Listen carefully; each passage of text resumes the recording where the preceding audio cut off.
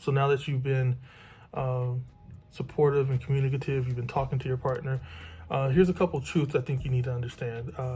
And this is something I think for folks who haven't carried kids, this will be information that maybe you didn't have before.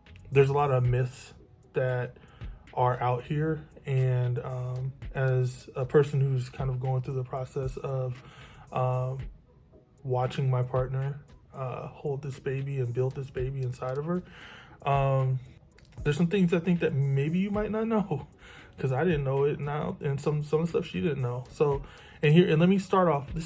I want you to really wholly understand this.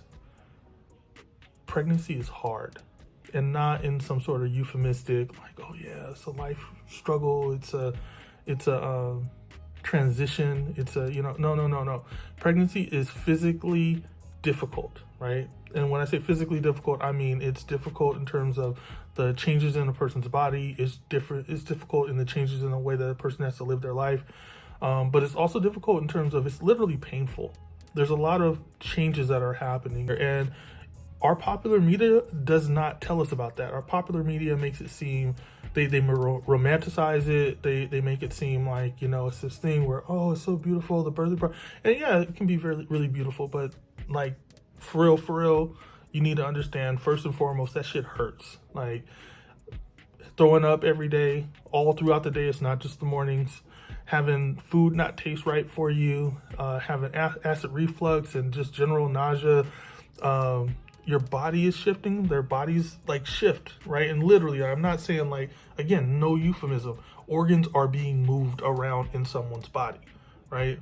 So you got to understand that when the muscles are stretching, the skin is stretching, organs are rearranging, the uterus is getting much bigger than something that can hold like a multiple pound baby, right? There's a lot going on there. You have to accept that as a partner, okay?